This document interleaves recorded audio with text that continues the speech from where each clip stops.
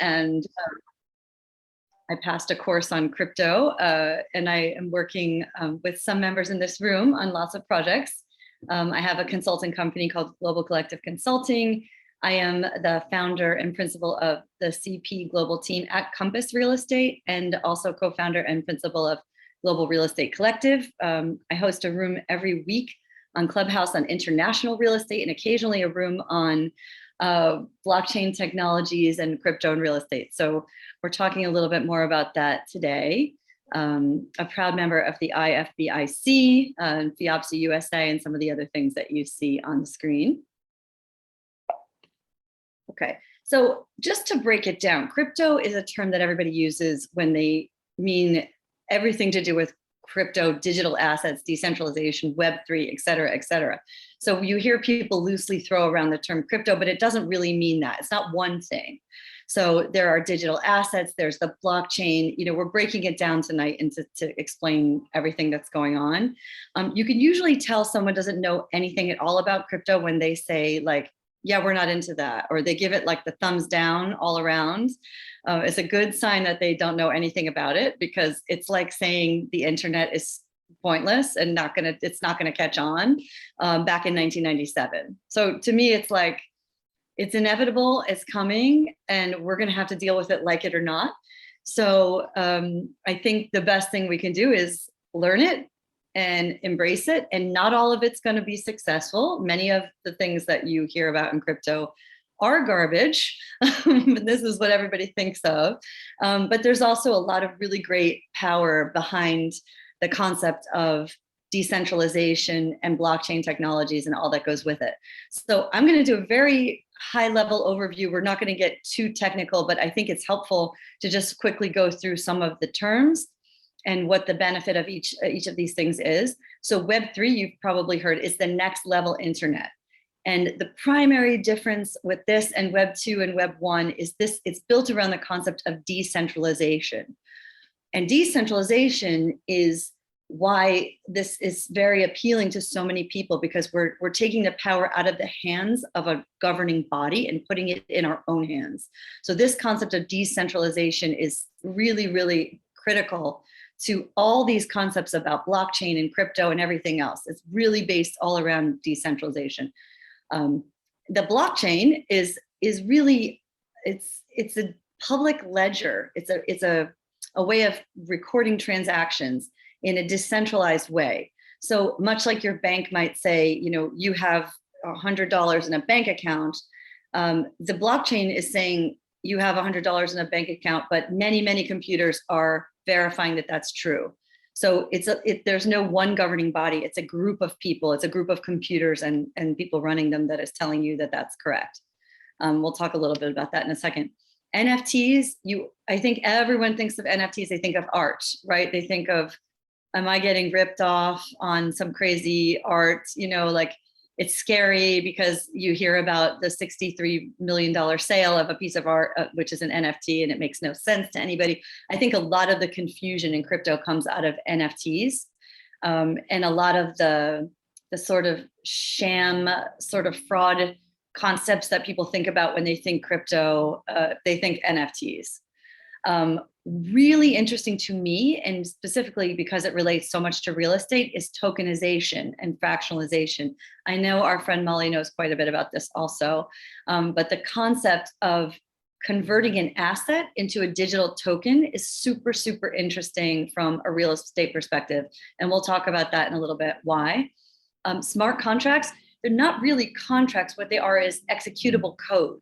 So a smart contract is a code that's set in advance, and then it's executable. So it's very clear rules that are set out, agreed upon at the beginning, and they are also the backbone of, you may have heard of DAOs, a decentralized autonomous organization, which is an entity that's sort of self-governing and self-controls, and that is based on smart contracts too.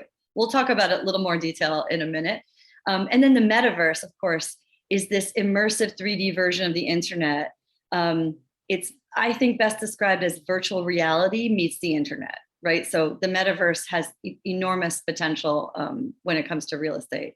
So just to get slightly into this a little bit. So Web3 it's the next level internet. So again, designed around decentralization. And why it's better is that the ownership is distributed amongst the users and the builders. So there's no central body controlling this. Sometimes you see it broken down. Web 1 was read. That was like your basic email and HTML. And then Web 2 is read and write. You started to see social media participation, servers. Web 3 was read, write, and own, your VR peer-to-peer. So you see now, like, you're in there, you're a part of an organization. You can go into a game, but you can own your own assets. You control your wallet, your digital wallet. You control your access, your information, your data, and so on. We had a lot of use of your data being sold around the internet in Web 2. You had Facebook controlling that, or Instagram controlling that. And what Web 3 is giving you access to your own data, and you are the one that controls it.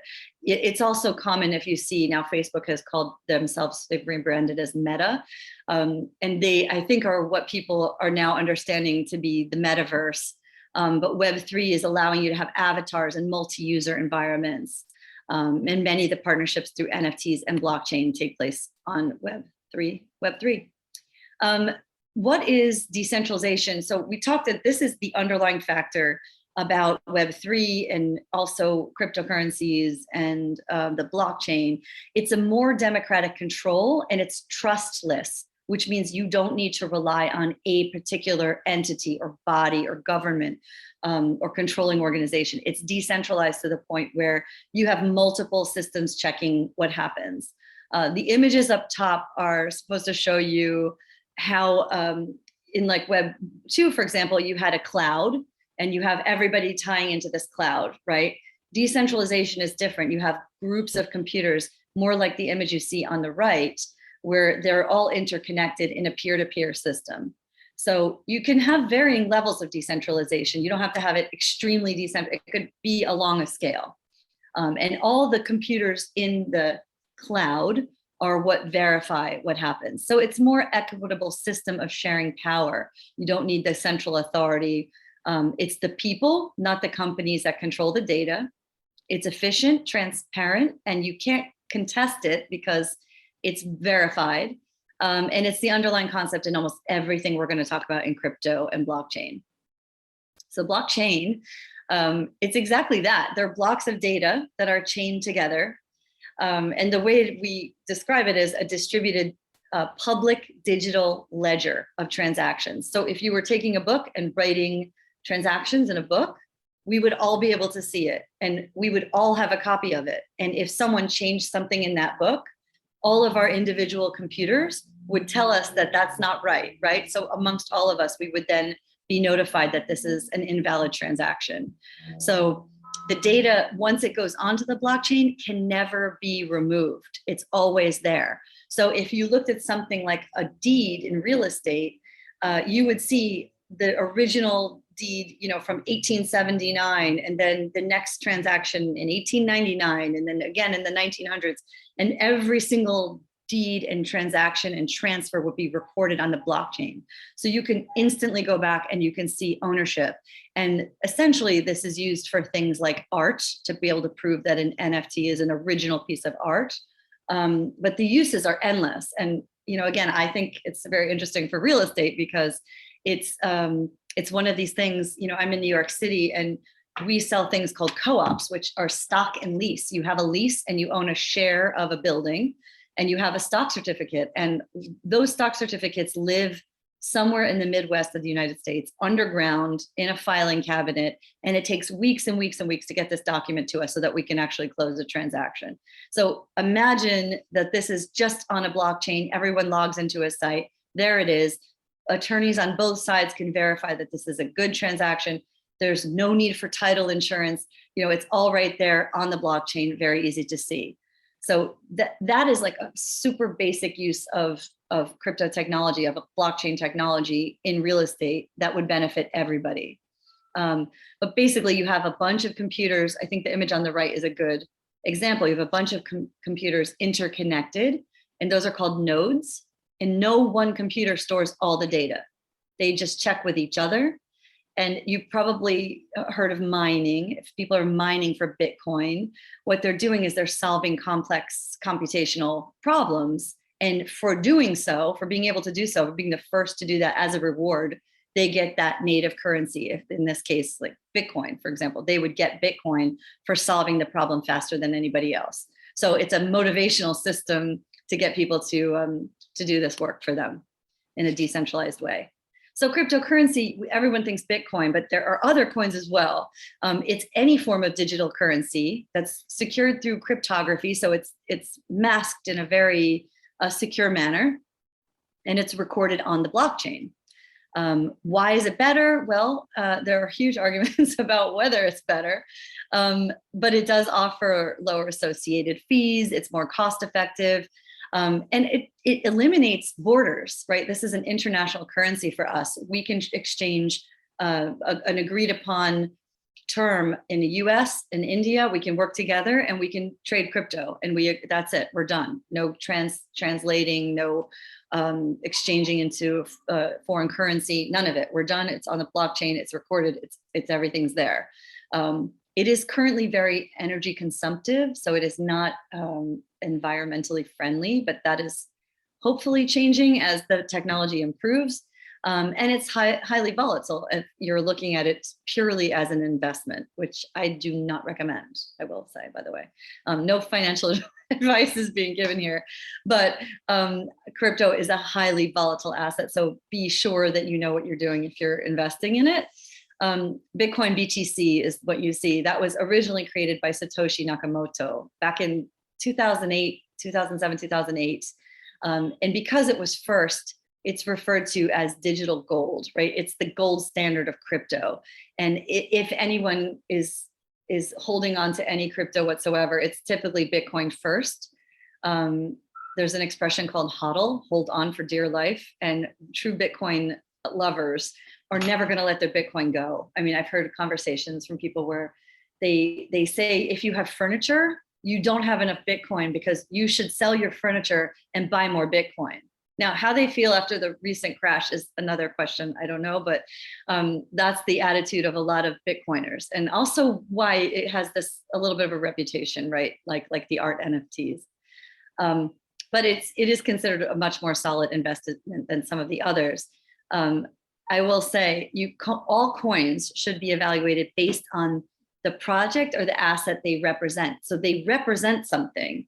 And that investment. So if you have a real estate backed project that's being sold in cryptocurrency, that token will have a value of the underlying asset. So if you're buying a token off of an actual asset, then it's like you're buying a part of that asset, and it's not the same as what are colloquially referred to as shit coins, like Dogecoin, you might recall. So those are valued simply on their existence and how the community values them. They offer nothing.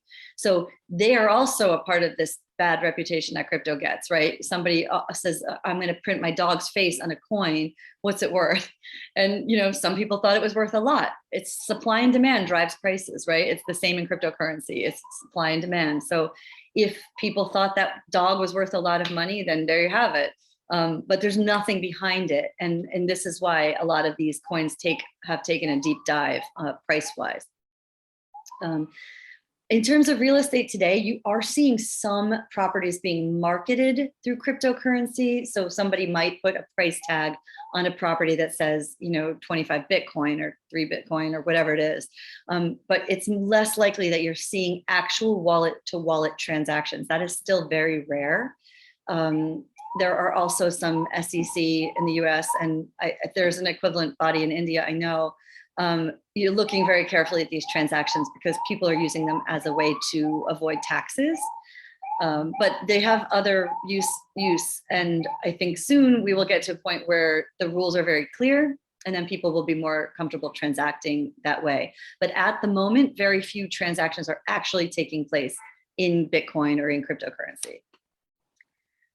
So NFTs, we mentioned them. This is the very famous, on the left is the very famous Bored Ape Yacht Club, which if you know anything about NFTs, these are very, very popular because people bought them for, I think, about $200 when they were first released. If you were part of the community and you knew about them, you bought one early on for $200.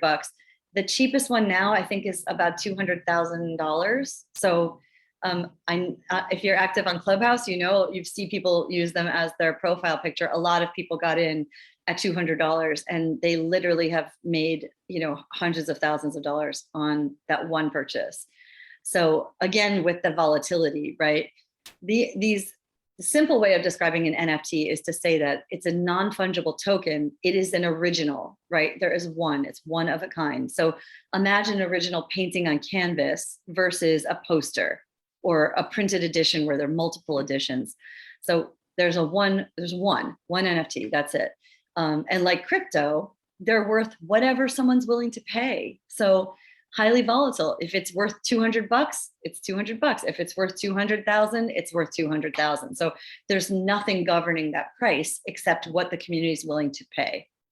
But NFTs can represent art, music, or anything else, including real estate. Like art, they're highly subjective, right? And this is a little less true in the real estate side. They are tied to something subjective, objective. But you'll see, like, if you're familiar with the Beeple, which was the painting The First 5,000 Days, he did a digital piece of art. It took him a very long time to do it. And it was sold at auction for 69 million.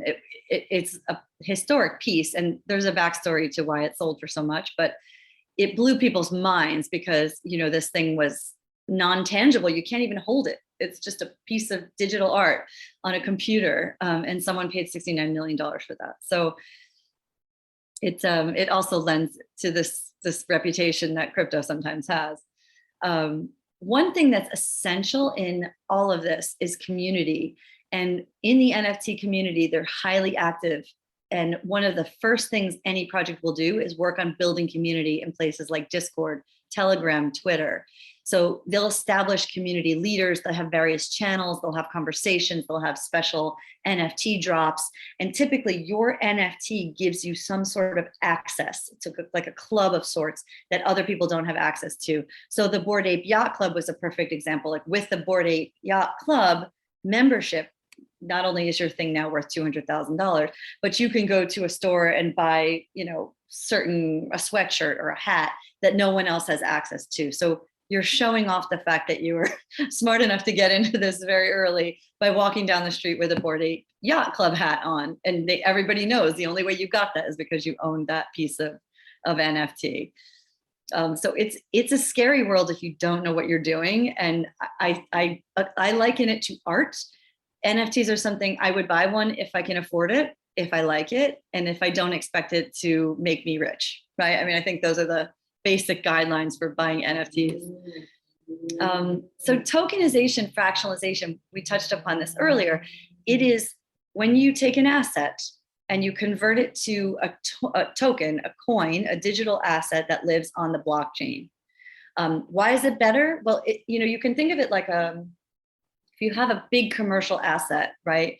You have a office tower, it's worth $1 billion US, right? You have a very, very high bar to be an investor in a project like that, right? You must come up with, I don't know, the minimum investment is, $200 million or something, right? Very, very, very high bar. It's a very small pool of investors, right? You're limiting the pool of investors. There's very little liquidity. If you buy in, you have to wait for the exit. Time to trade is very time consuming. There's lawyers involved and very long research time and so on.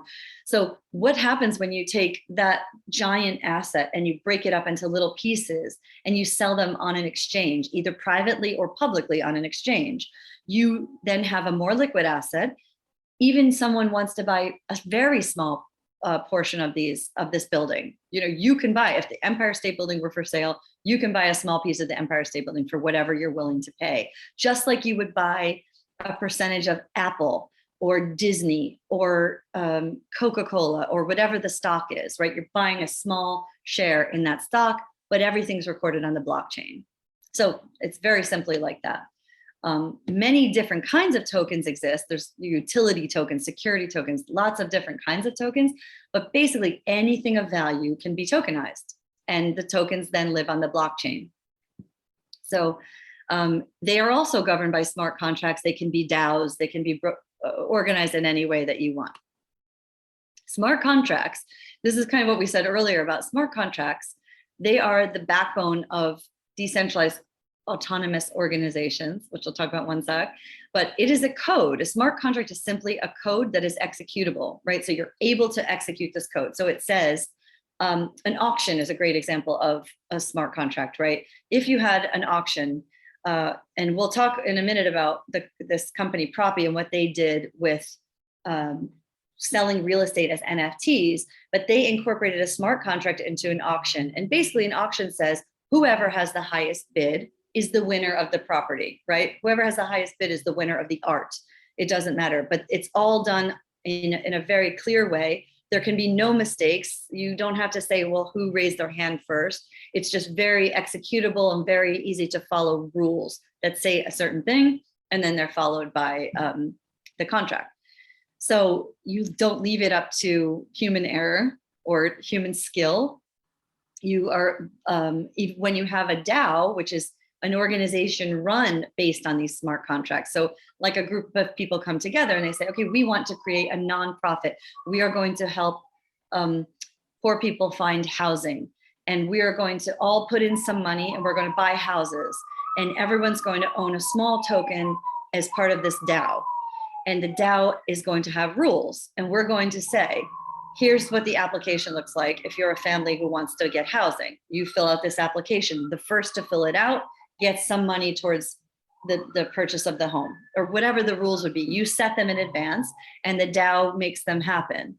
So you're basically making decisions from the bottom up, right? The community is making the decisions. You don't have a boss at the top who's saying what's going to happen. You just have this community organizing themselves, and majority is deciding what happens. So they're voting.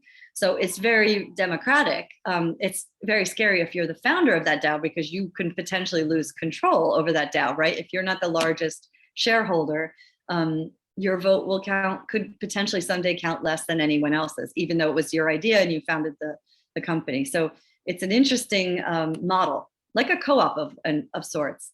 I don't have a slide for the metaverse, but the metaverse is a really, really important part of what we're talking about here. And I'll just get back to this page, but the metaverse, it's an immersive 3D version of the internet.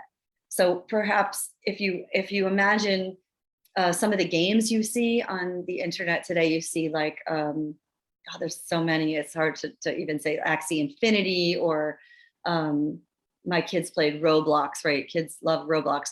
Those are sort of self-contained metaverses, right? You can put on a 3D skin, you can build a house with blocks, you can have activities inside this virtual world, but it is basically stuck in its own almost blockchain, right? It's stuck by itself. The metaverse is trying to open up a world where you can cross over, where if you have a token that's in Ethereum or Bitcoin, it's good in one metaverse, but it's also good in another metaverse. So these multi-chain environments that they're working on are going to make it really interesting to travel between them. Like real estate, you can buy land in a metaverse, right? You can own land in a metaverse, but unlike real estate, the metaverses can be created by anyone at any time, right? So there's not a finite metaverse, it's unlimited, right? So you can start a metaverse, I can start a metaverse. Any developer can come up with this idea, make a metaverse, and now everyone who put their money into Decentraland or Sandbox or wherever they invested, they could just lose interest in that and move on to the next metaverse. So it's kind of a scary place for investing. And why now you're also seeing like real estate brokerages in the metaverse, because people need guidance to say, where should I buy land, or what's valuable about land? And you're also seeing people struggling to monetize that space. So people got in because it was, first in. I had to get a piece of land in the metaverse, and they got a piece of land and now they don't know what to do with it. Now you can build on it. You can get 3D architects. They can actually model a copy of your own home and put it onto the metaverse. You know, the amount of things that people can do with that land is unlimited. We're just about to see what's going to happen, which is what makes it so interesting and so exciting, is to know, like, where is this going in the future? We don't know.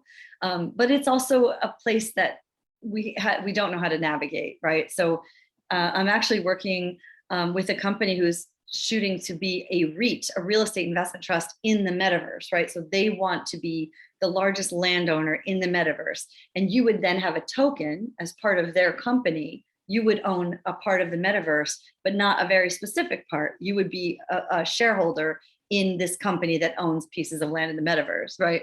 So it isn't dissimilar to the way companies are structured with equity and shares and things like that, but it's all tokenized as digital assets on the blockchain.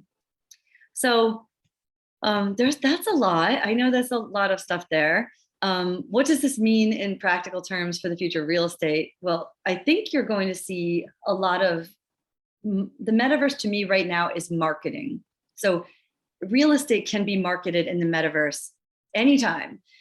You can actually walk through a home. I mean, imagine a place where you're home and you put on 3D glasses and you're buying a property across the globe. You want an investment property in Jamaica, and there's an amazing house in Jamaica, but you can't fly there. You have to get there and all the other things. You can put on your glasses and you can actually walk through the house, right? You can get a taste of what it would be like when you open doors and walk through. That's one tiny piece of the metaverse. Art is another great one. They're having galleries and you can walk through and you can look at art on the wall. Why can't you walk through a real estate agency and look at different assets available, right? And then there's the actual virtual real estate in the metaverse. Maybe you're selling that. Maybe you're building there. Maybe you're renting property. So many things when it comes to that. But there's varying levels of involvement between blockchain technologies and real estate. Like today, where we are using blockchain to record essential data like deeds, right? Like I mentioned earlier with the stock certificates, it's much easier if you can put a deed on the blockchain. Anyone can see it. It can't be changed. It's permanent. And it's so very transparent. So it's a great use of real estate in the blockchain. Cost and process improvement through automation, right? We see it now we saw it with DocuSign. Right? DocuSign is exactly that. You are creating a record, a digital record, and we all agree that it's valid.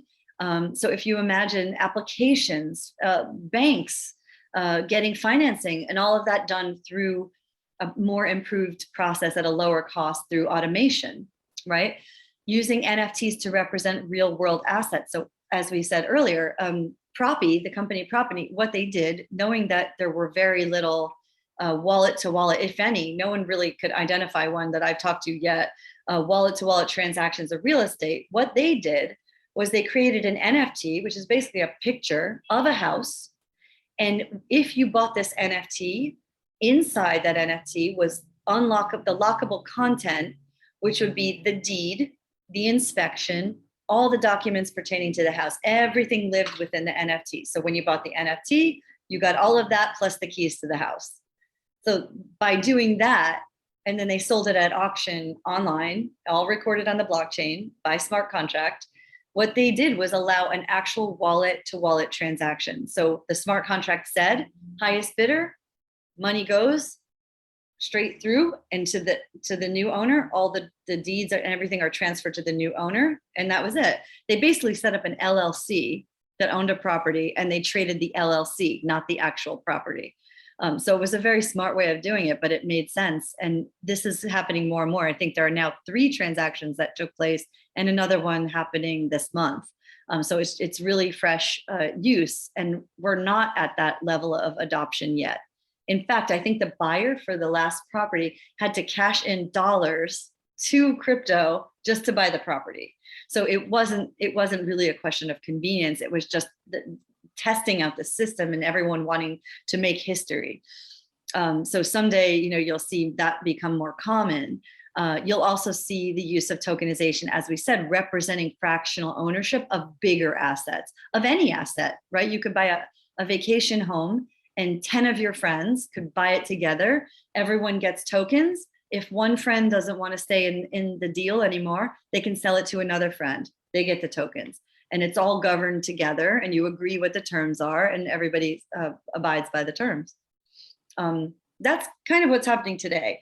Tomorrow, we think that more of this is going to be adopted, and then you're going to see more frictionless ownership and management of assets. So everything will be automated, easier to manage, faster, more transparency, less conflict, because no one can argue over property rights or deeds. Those legal challenges will disappear because it's all very transparent, and we'll see it right there.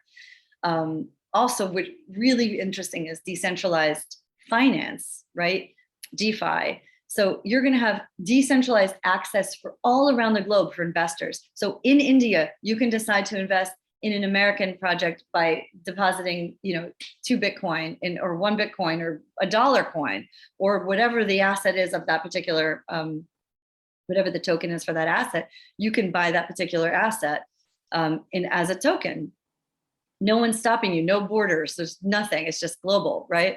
And decentralized finance, the same thing. Like, people can pool money. Imagine the concept. We all put in money together, and then we let each other borrow money when we need it. And we agree on the terms, we agree on the rate, and the money goes in the pot and it goes out of the pot. And there's not a bank in sight. No bank is taking the money, we're taking the money. The group gets the interest, right? And this is like a revolutionary concept. We haven't had this since the dawn of lent money. Crypto mortgages, another huge thing in the future. It just launched the first one, where you can take your crypto. I think Bitcoin right now is the only one they'll do it, maybe Ethereum. You can put it in a third-party account. They use it as collateral on a mortgage, and they will give you a mortgage and the full amount of the crypto that you put in that account. So if you were crypto rich, a lot of people bought Bitcoin at $1, $2, and now it's worth a tremendous amount of money, but they don't have a house and they don't have any cash in the bank, and they don't want to give up that crypto. They can put that crypto in an account, borrow against it. And there's a couple other companies that are doing smaller loans based on this. So that is a huge future possibility, because they get to keep the crypto and also leverage it to buy things in the real world. And you're just going to see a more increased improvement in transparency in both process and cost of anything. And then the Sunday is the question mark. I mean, we couldn't have predicted in 1997 that we would all be like, we would be right here on this Zoom.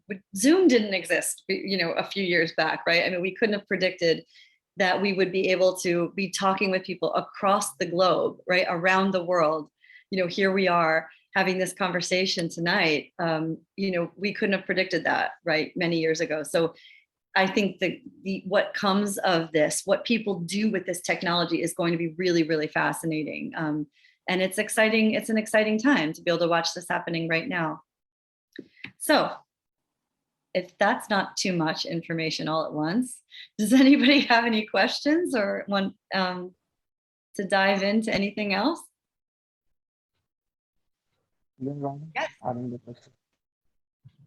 Yeah, please. Can I? Yeah, sure.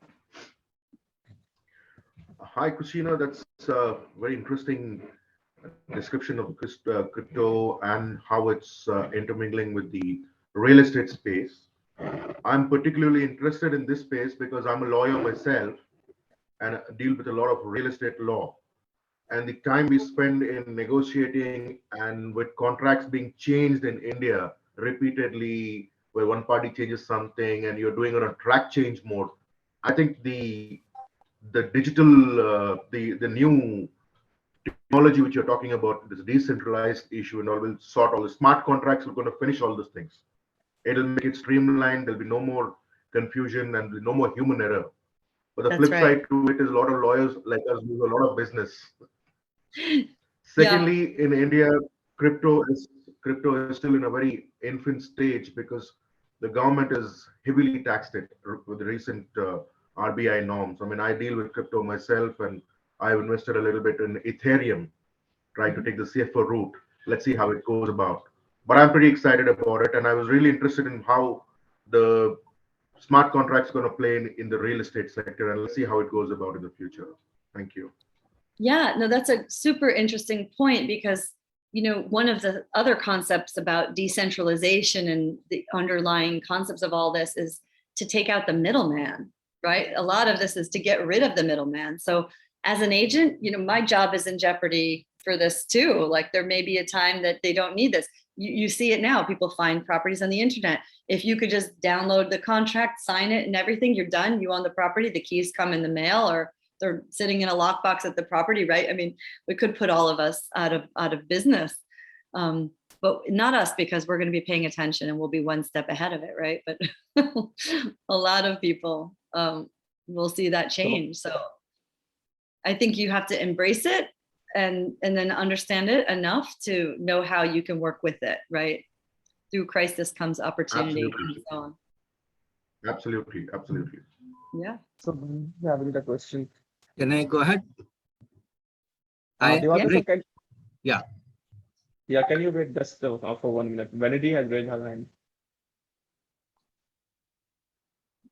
Hi, this is Wendy. Great presentation, Christina. One thing that intrigued me was you were talking about using the metaverse for marketing. Can you give some ideas on how that could work with real estate? Yeah, absolutely. I think a lot of people look at the metaverse in a similar way to looking at NFTs, and there's a lot of questions around the validity of that as a medium. But I look at it as like an enhanced 3D version of a website or a more enriching experience like you would have VR. For example, imagine getting into the property and being able to walk through the property, right? Imagine being able to advertise the view from your property, right? If you have a property and the special thing about that is the view, to let people be in the space, walk in the space, feel the space, step out, fly out of the actual property and fly overhead and see what the map looks like, 3D.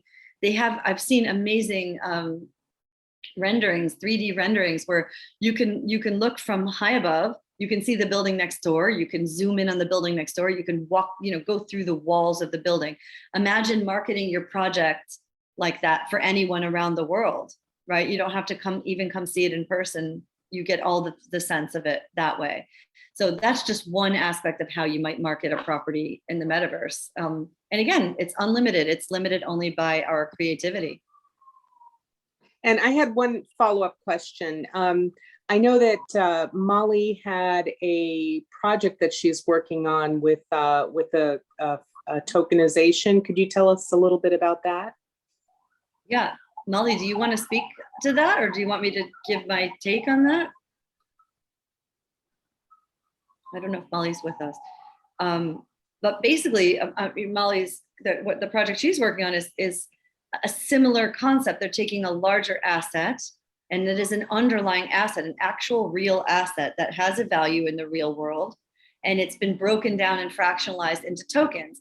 And in that case, it's worth $1 per token. So they've pegged it to the US dollar, and they're doing their capital raise through token sales, which would then entitle you to some aspect of that project and dividends on that project, and the ability to increase not only your initial investment with the dividends, but also when it hits like an IPO version, the digital version of an IPO, it will be worth a lot more money, and you'll see the improvements of the property, and you'll see the price go up on your initial investment also. So it's a perfect example of a great use of that in real estate. So Martha said, please ask your question. Yeah. Christina, thank you so much. It's a very informative and solid presentation to give the latest transformation, what it is happening. Thank you. I would like to understand, now the metaverse real estate and this tokenization, are these investments are acknowledged by US government so that we can go for a EB5 kind of a process, or it still have some issues? You're talking about like what's the body that you have that governs? It's like the SEC. What is it? what's the Indian version of that? SEB, there's something else, it's similar. You're talking about the tax implications? FDI?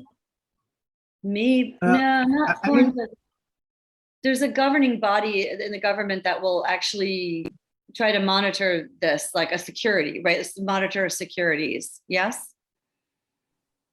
Well, Okay, in the, so it's acknowledged. Mhm. These investments are acknowledged for EB5 visa process and all that, right? I don't think the rules have been very clearly defined yet by the US government. I think this is a big question mark. And many, if you go to these conferences, this is the hot topic, is where is the line, and what, you know, people are, they're trying to skirt the payment of capital gains, for example, or the rules that the SEC would apply to security, right? There's a lot of, Unable to hear you. there's a lot of questions around whether any asset that's tokenized is a security, is counted as a security. Does it count as a taxable entity that needs to follow the rules of the SEC? And the general response to that is yes, any tokenized project is a security. You are selling something with an expected future value, right? So it is a security. In terms of anything else like EB5 visas, anything around it, the rules are yet to be defined. And I think this is getting some people into some trouble because they, you know, they don't want to step on toes and make mistakes that could be very costly. There's a few very famous cases where things went wrong, and people then owed a lot of money back to the government. So I think most people are being very cautious about this and trying to do their best to work hand in hand with the Securities Exchange Commission in the US and tread very carefully when it comes to these issues, being conservative. Thank you. Thank you. Hi, Yeah. Christina. Now let me Hi. tell you something about, you know, crypto in India. So crypto Yeah. is still a gamble in India. So not too many Indians are known to the crypto. And 3 or 4 months back, government has applied the high taxation on the crypto. So things have become, you know, things are not that easy for the Indians for doing the crypto work here. Loliji, I will get back to you just a minute. And yeah, it's a very good opportunity for especially for the non-residential Indians because they are making good amount from that, and especially these crypto coins are affordable by the high class people. So you must have the money with you, as well as you need to have the intellectual mind or knowledge with you. Then only you can you can do the good investment in the cryptocurrency.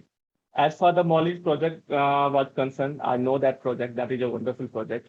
So that is the type of investment that can be very feasible in India, because there is a certain security is there that if you are investing something, you are getting something as a collateral. You are getting a property as a collateral, so that you can feel that if you are investing in United States, your investment is safe. So that will be if we are coming out with such private cryptocurrencies, so the moderators in between will be eliminated from that. And I think that will be the perfect, way of doing crypto business in India right now, because we still need more knowledge to know the crypto work of doing the things. So that's all. I don't have much idea about, cryptocurrency because I have not done such types of work. And yesterday also I was talking with the Molly that I want to learn blockchain. So she told me that, yeah, Christina will be a very good tutor for you. So I will be learning this blockchain with you. So Molly ji, if you have the question, you can ask the question. I'm done. Yeah, Amresh, I'd like to add to it. The government of India has already tabled the cryptocurrency and regulation of official digital currency bill 2021. It will be debated in the parliament in the coming sessions. Hopefully, we see sort of a legalization of all things, and India also comes in track with this emerging.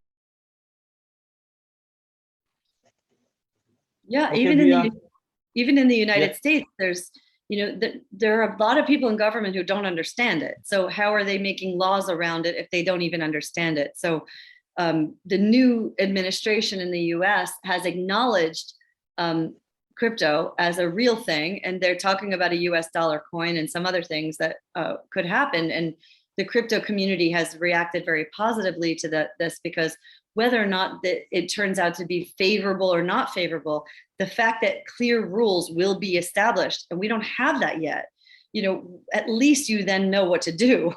In the meantime, I think a lot of people are guessing, and they don't know whether or not this is going to be accepted or not accepted. And I know that Molly's project, for example, worked very closely with the SEC to make sure that they are not doing things out of the lines, so that they won't have trouble later. And I agree with you also, Amresh, because to me, the most exciting part about real estate and crypto blockchain is this tokenization and fractionalization of bigger assets. And really, what better equitable system? Imagine we can all have equal parts of an office tower in Midtown Manhattan, or a hotel, or a resort, or we all have the ability to participate in that, where before you had to be a venture capitalist, or you had to have a certain amount of money, and it's more democratic way of distributing assets and fundraising, and you don't have to tokenize the entire cap table of a project. You can tokenize a portion of the cap table. So you can still have traditional investors who are interested in buying, putting on cash money and getting certain equity and having clear exits. And then you can also have another piece of the cap table that is tokenized and remains liquid and tradable, in whatever terms were agreed upon to begin. Yeah, I agree. So I think we are done with the questions. Any further questions? I don't think so.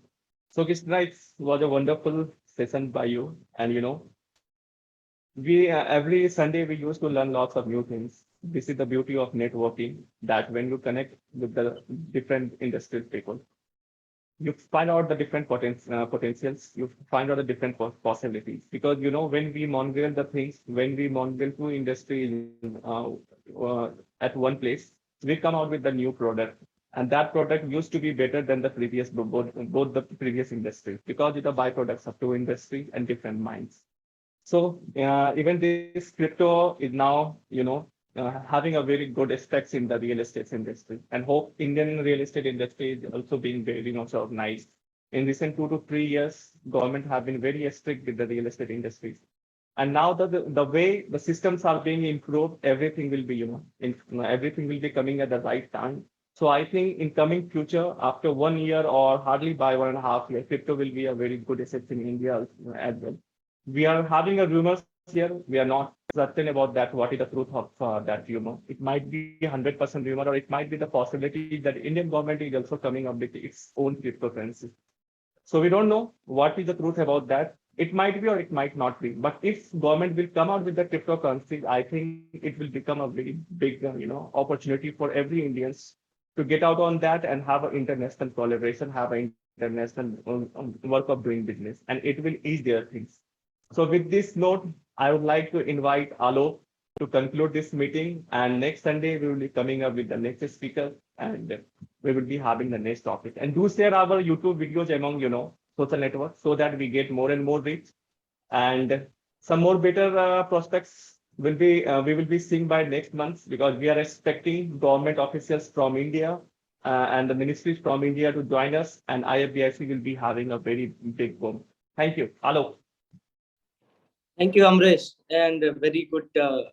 It was my first session, I'd rather say, for crypto and Bitcoins.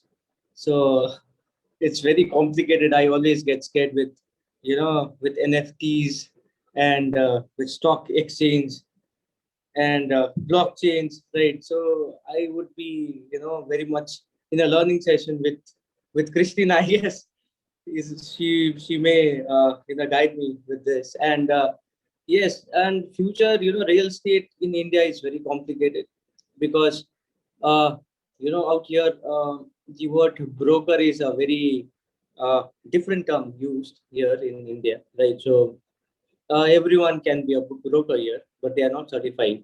So in this regards, right, India will take some time to develop. And secondly is that, the future of real estate, which is very complicated, to make one person understand that what the property looks like, what is there and what is not there, to convince a client to go to one particular place and to see the property, right? It is very complicated, we have to go with their time. We cannot go with our times, right? So I guess this metaverse will solve this out in no time.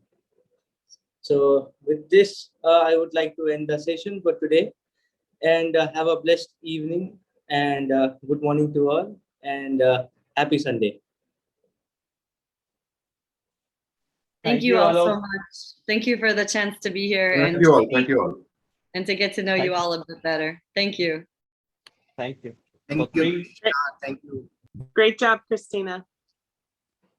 So, thank you, everybody. Thank you, Wendy. Have a good day, evening. And you have a blessed sleep. Take care. Bye-bye. Thanks, guys. Thank you. Thank you.